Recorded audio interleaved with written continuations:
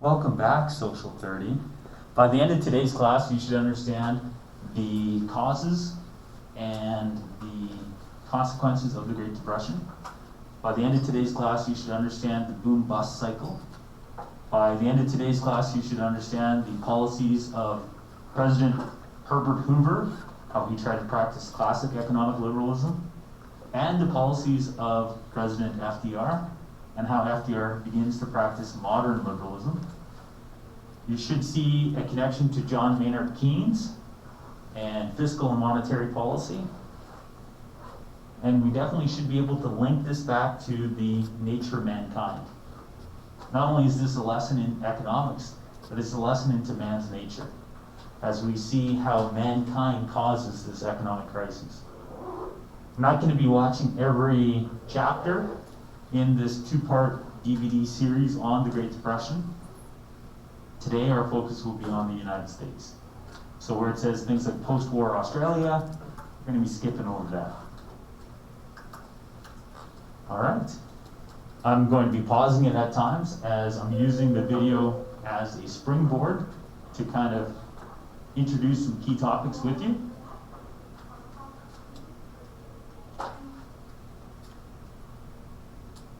How would you be tested on this? The terminology like buying on the margin, fiscal, monetary policy, vocabulary like that become the building blocks of our multiple choice questions. The context of the Great Depression comes up on A1 a lot. And as I've said, this case study is probably the primary case study people use on essays. So it is a critical case study for the year. So let's begin with America in the Roaring '20s.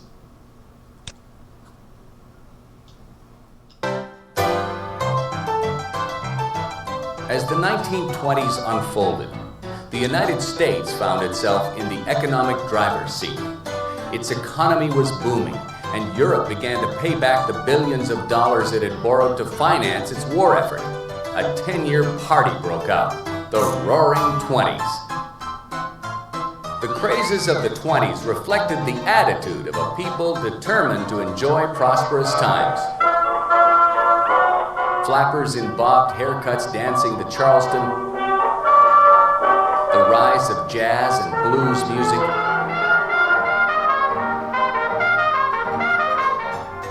alcohol was prohibited in 1920, which had the curious effect of increasing the amount Americans drank. Bootleg whiskey supplied by very competitive gangsters was smuggled into thousands of speakeasies. Times were good, jobs were plentiful, and people were starting to live the American dream. By the end of the 20s, they heard on their new radios their president, Herbert Hoover, promised a chicken in every pot, a car in every garage.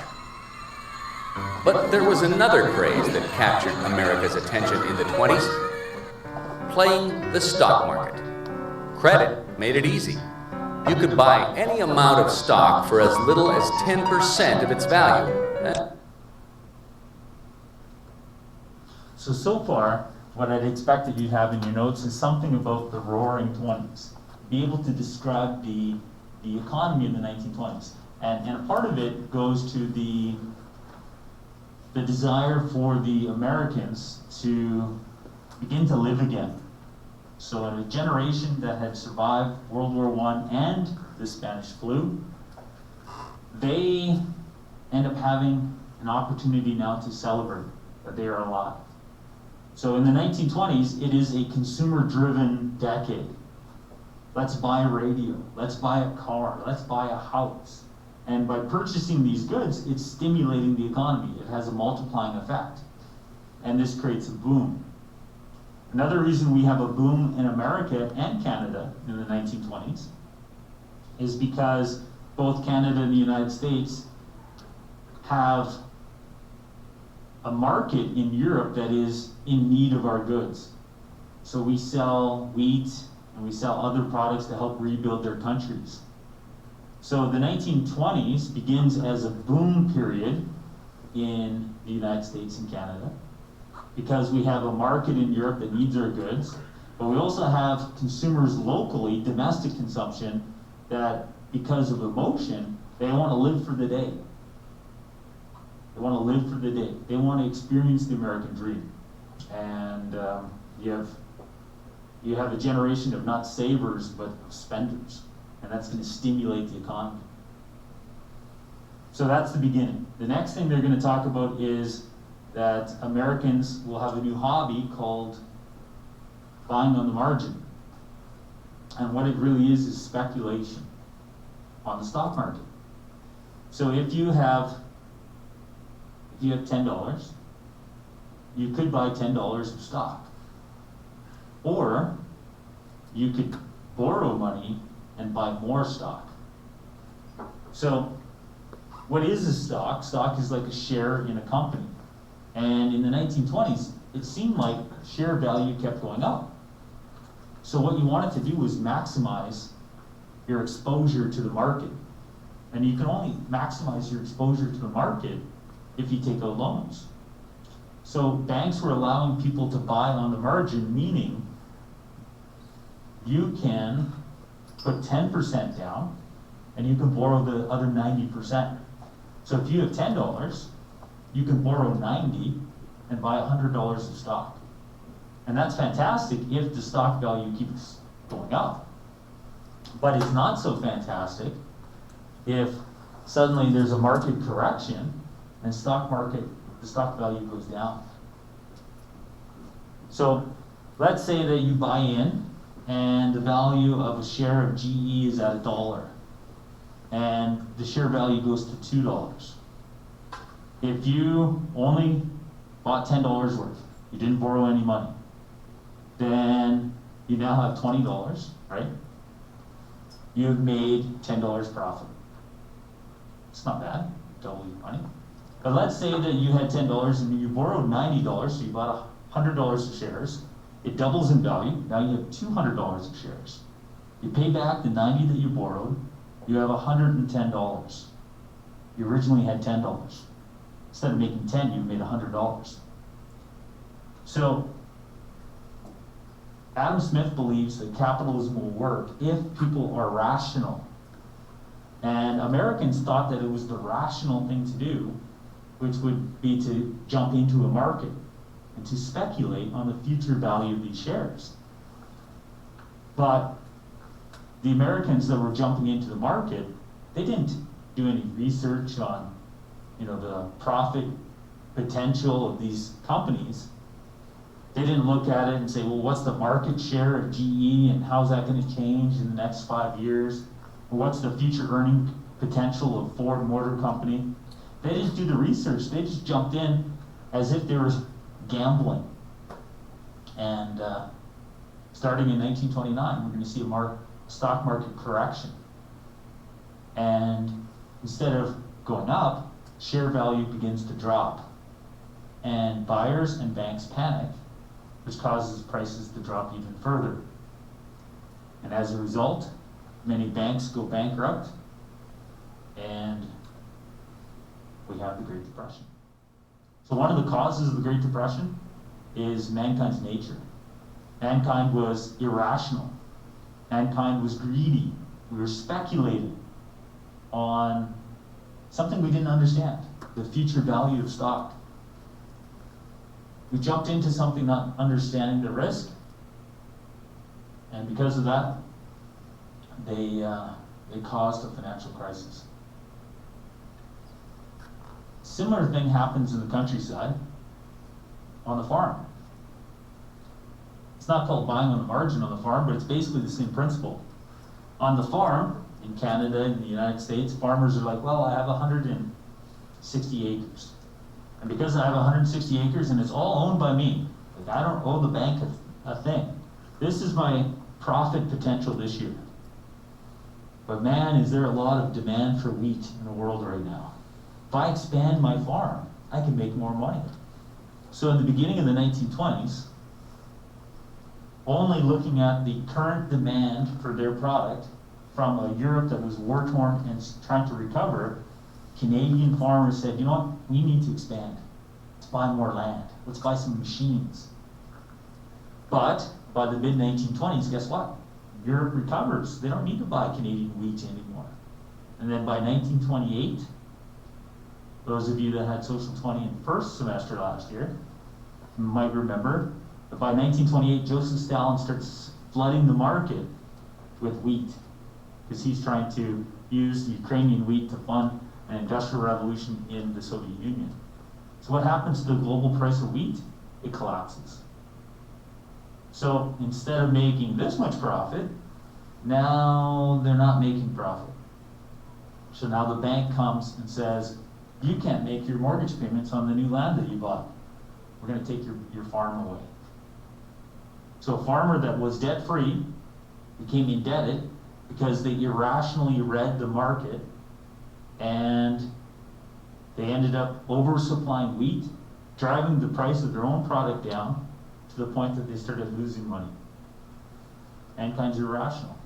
And the cause of the Great Depression in the city, stock market crisis, is the same as the cause of the Great Depression in the countryside. Now, in the countryside, the irrational behavior of mankind will lead to a cost to the environment. So because they freak out and they're like, well, I need more wheat to make money. The price of wheat's gone down, so I need to bring more wheat to the market to make as much money, so I need to over-farm. What happens when you over-farm? You cause drought. And there's a reason why the 1930s are often called the dirty 30s, because of soil erosion. Much of the topsoil blew away. So in cities like Regina, at midday, you could go out and you wouldn't be able to see the sun because it's blocked out by dirt in the air.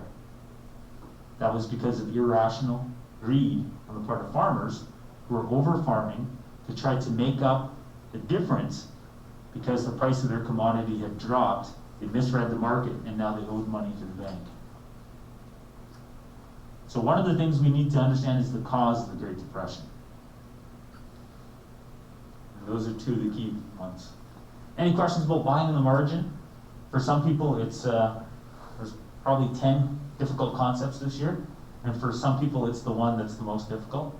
I've done a review in January, and we'll have question and answer, and somebody will say, hey, can you go over buying on the margin again? Yep. And then 10 minutes later, somebody puts up their hand, hey, can you go through buying on the margin again? Yep. So it is a concept that sometimes causes confusion. Any questions about buying on the margin?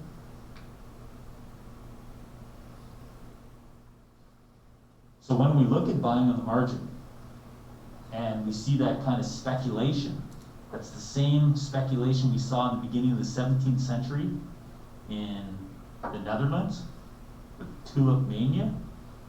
Same speculation we saw in 1990s at the end, 1899 with the dot-coms. And it's the same speculation we see in the housing industry in the first decade of the 21st century, causing the financial crisis that begins to be known as the Great Recession. So what we're doing is we're creating artificial economic bubbles because we're greedy, and then ultimately that bubble breaks. When it breaks, people's lives and fortunes are lost. So there's lots of, this isn't just an isolated incident. There's lots of case studies like this where mankind's nature causes a problem. And if you look at real estate currently in Vancouver and Toronto, they're two of the most expensive markets in the world. So maybe there'll be a correction at some point there. And borrow the rest. Here's how it worked. If you wanted to buy 1,000 shares of a company's stock, which is priced at $10 a share, the total price would be $10,000. But you could purchase all 1,000 shares by paying only $1,000, 10% of the full price. This down payment is known as the margin. When the shares rose in value, as they always seemed to do in the 20s, you paid off the loan with your profits. This is called buying on margin, and as long as the value of the shares kept going up, everything would work out okay. But if the value of the shares dropped dramatically, you'd still be liable for the $9,000 loan. You'd have to pay it all back. And your broker would be putting pressure on you to do just that.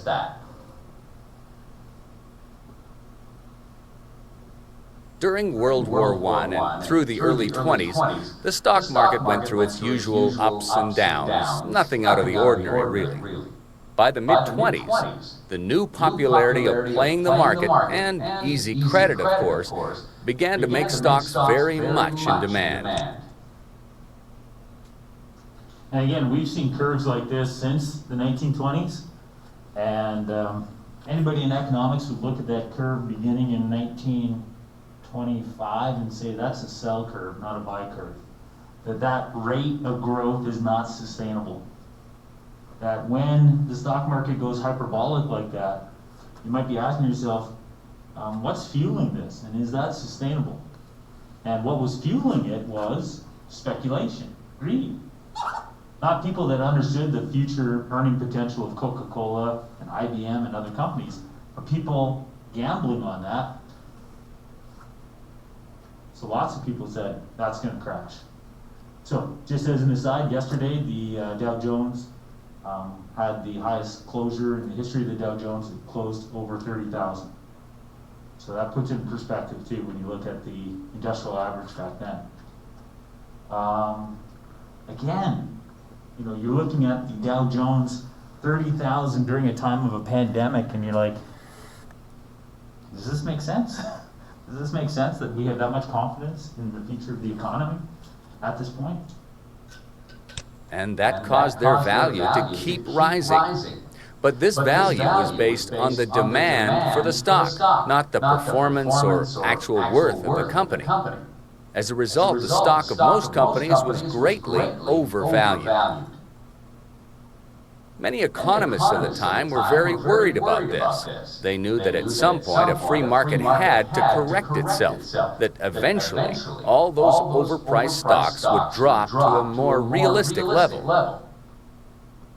They pressured the government to intervene, to bring some control and regulation to the stock market. But the U.S. in those days was following an economic policy of laissez-faire.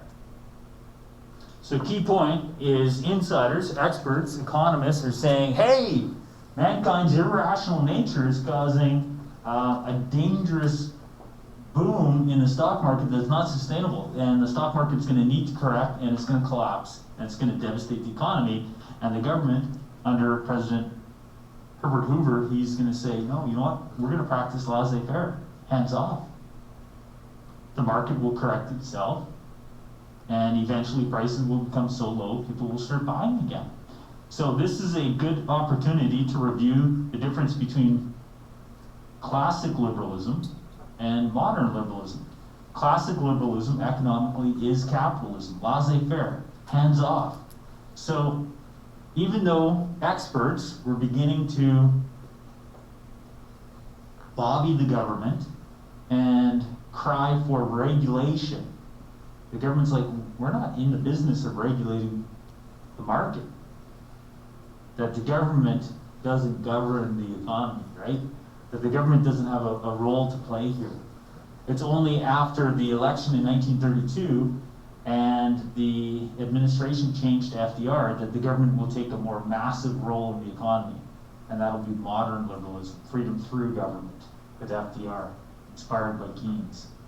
So, in economic theory, you have boom cycles and bust cycles. And in a boom time, the economy's growing. How would you know that you're in a boom? Well, you'd look around and you'd see housing starts. You'd see new businesses being started. Boom can be measured by a growth in GDP, in per capita GDP. A boom could be measured in growth of purchasing power at the individual level. A boom is based on confidence in the future of the economy. So in economics, we have times of boom. So if your economy is growing by 4, 6, 8, 12% per year, that's a boom. But there might be a point where it's growing so much that you're like, can we sustain this? It's like a car driving at 220 miles per hour, and unless it's a Volkswagen Beetle, it probably can't sustain that. Beetles can go as fast as they want, right? Because, well, it's a Beetle. But if you've only got like, I don't know, a Mustang or a Camaro or a Dodge Charger or Challenger or something, it probably can't keep going that fast for that long because it's not a true muscle car like a Beetle. So much like a car trying to drive 200 miles an hour, at some point the engine overheats. And in a boom, sometimes the engine overheats. And then the economy begins to maybe even shrink. And we call that a bust. Boom-bust cycle. Boom, the economy is growing. Bust, the economy is shrinking. If the economy shrinks for 2 consecutive quarters, so each year has 4 quarters, if the economy shrinks for 6 straight months, you're in a recession. So guess what? We're in a recession right now. The economy is shrinking. So if your economy is shrinking for 6 months, you're in a recession. Depending upon how deep the recession goes, how big is the correction? How much unemployment is there now? How few housing starts are there? How much bankruptcy is there? You know, how much is the economy shrinking and slowing? Then we use the word depression. We haven't used the word depression since the 1930s. There were some people tempted to use it in 2007, 2008 with the financial meltdown, but they didn't. They said Great Recession. So they said it's great because it's global and it's really big. It's not just any old recession, but they were cautious to not call it a depression. So this depression in the 1930s, beginning in 1929, it's not the only time we've had a depression. There was one in the 1890s, but it is very, very rare. So what it is not just the economy shrinking, but it's quite a significant shrinkage, right? So typically, in classic liberalism, Adam Smith would say, well, leave the market alone. When the economy is shrinking, prices are dropping, and eventually prices will drop so low that you will have people seeing the bargain. And they're like, you know what, I'm gonna buy that now. It's a good price. And then the market will correct itself. When the market is collapsing, there'll be a point where labor becomes so desperate, they're like, I used to work for $10 an hour, now I'm willing to work for 50 cents an hour because I need to feed my family. Eventually, labor will become so desperate, somebody will say, you know what, I'm going to hire you. And the economy will begin to recover. So in classic economic liberalist theory, the economy should correct itself. That the prices should be adjusted to a point where they're no longer inflated, and now there's bargains to be had. But that's only if people are acting rationally. The whole problem is the stock market crash of 1929 was created because man wasn't rational. So they were buying stock that was overpriced, and then when stock was underpriced, they refused to buy it, right? So the correction doesn't happen. 1929 leads into 1930, 1931, 1932. We're still in a depression. So it becomes an election issue, and FDR will be elected on a new deal with America. Calls it a new deal. A new deal basically says we're going to get rid of the old deal. And the old deal was, guess, one word. The old deal was? It's almost like we're online already. But am I alone here? The old deal was capitalism, right? The old deal was, you know what, we're not going to intervene in the economy. That the market will correct itself. If you're living in poverty, then you need to adjust your expectations as a worker, how much you're willing to work for. If you're living in poverty, then maybe you should only buy essentials until you have an opportunity to see the market correct itself.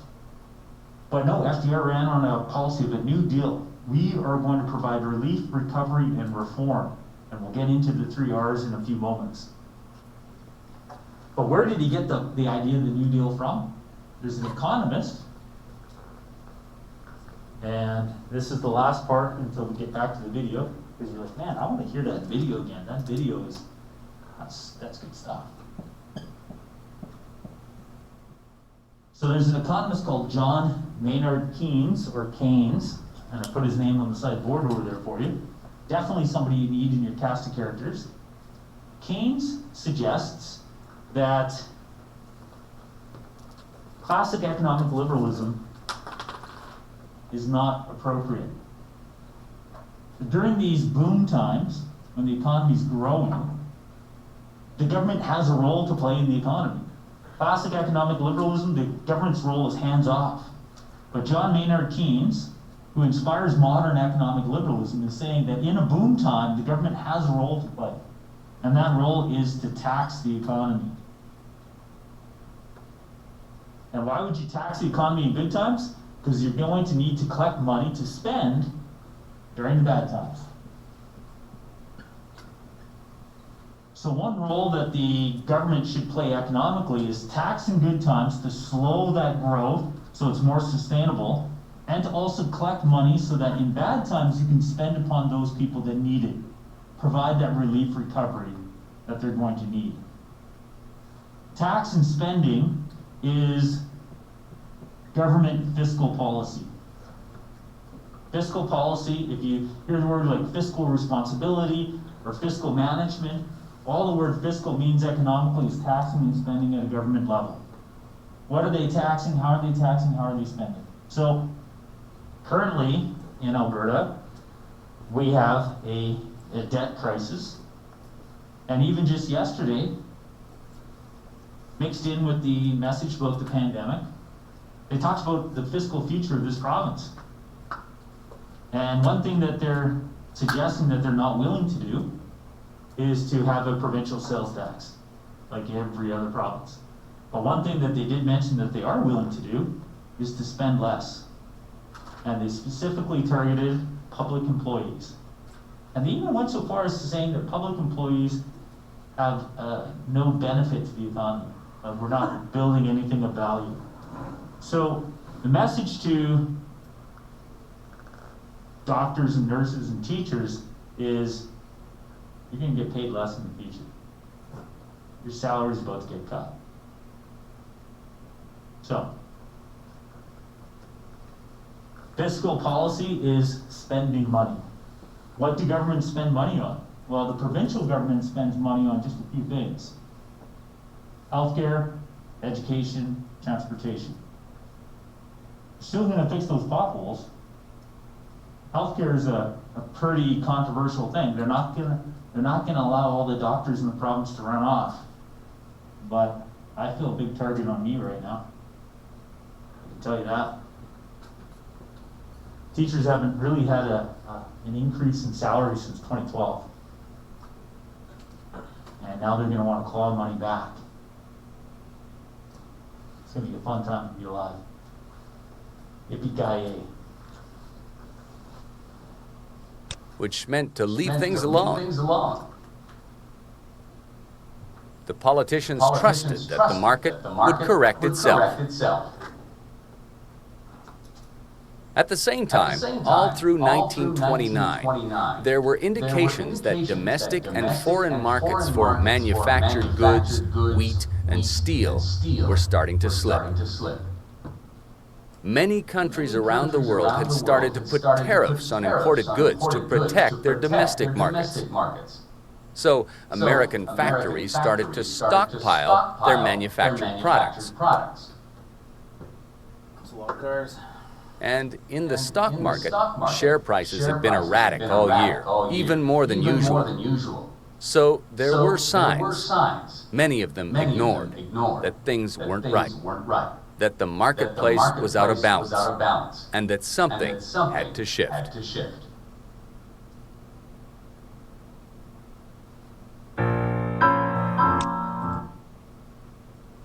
So that's the causes part. The causes part is government practicing capitalism, hands-off approach, right?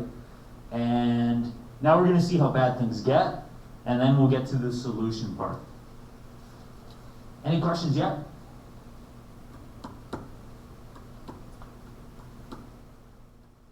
All right, let's see how bad things get in October 1929.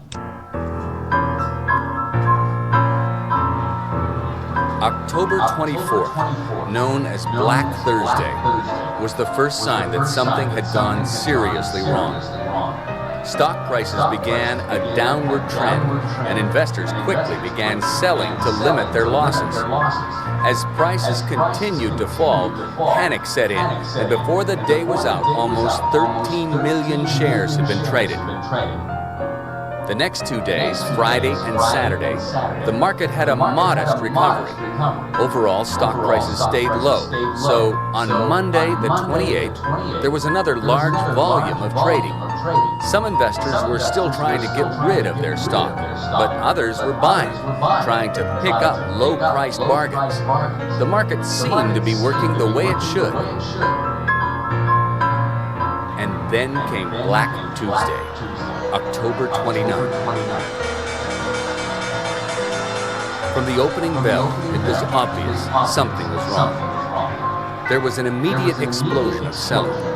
Investors seemed determined to get rid of vast amounts of stock before it dropped any more in value. Brokers watched as prices kept dropping and began calling their clients to pay their margins, but it wasn't possible.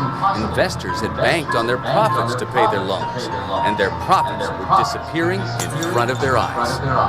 Soon, full panic set in. So many traders trying to dump so much stock so fast caused prices to plummet. Investors, unable to reach their brokers, swarmed to the stock exchange. Police were called to control the crowd. When the smoke cleared, share prices had recovered only slightly. But the amount of trading that day was astounding.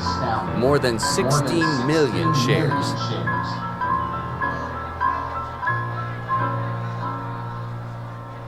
In the days that followed, their value kept dropping dramatically. Over the next 2 years, they would drop to rock bottom, and $50 billion would simply vanish. Thousands of investors were ruined, and public confidence in the American economy was shattered.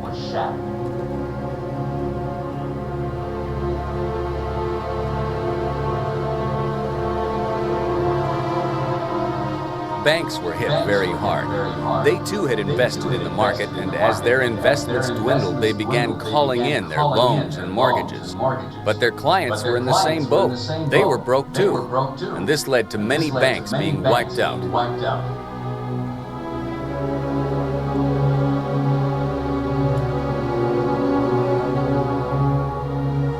Some banks did manage to keep going, but people soon decided that their money wasn't very safe in any bank, and they began withdrawing it in record numbers. Many banks ran out of money to cover their investors' deposits, and they too had to shut their doors. In the U.S. alone, almost 10,000 banks were forced to close. With the crash, businesses and factories couldn't pretend anymore that markets would pick up, so they stopped producing and laid off their workers. The unemployed, of course, had no income to spend, so the home market suffered even more. As profits fell and unemployed workers couldn't pay their debts, even more businesses closed their doors. This marked the beginning of a time of great suffering for North America. At its worst, almost 25% of the workforce in the U.S. and 30% in Canada would be unemployed. In many towns and cities, soup kitchens and bread lines became the main source of food for the jobless. Thousands of men chose to sell apples on the street or shine shoes rather than ask for charity.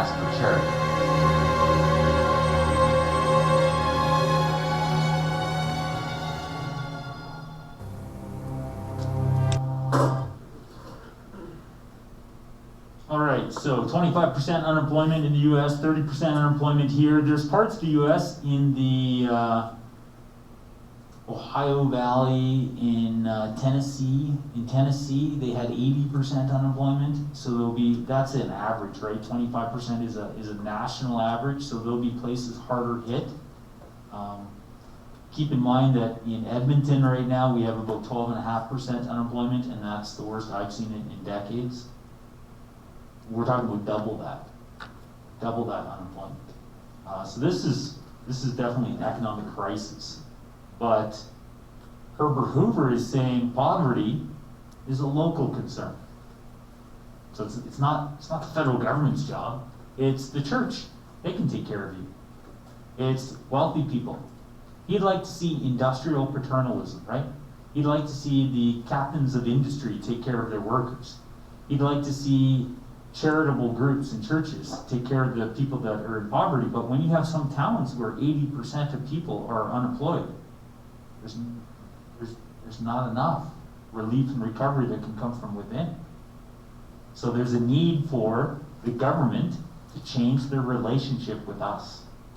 So what is this course about? The relationship between government and governed. And what we're seeing here is a case study where the relationship changes and we see an evolution of liberalism. That in 1929, the relationship we wanted was freedom. Economically, we wanted the government to practice hands-off. And now we're saying, yeah, you know what? We need you. We need freedom through you. Without you, we're not really free. Without you, we're living in poverty, hunger, and desperation. So, I'm going to pause it there, and we'll give you some chance to get caught up with the textbook and what they have on this topic. And then we'll see the second half of this video after that.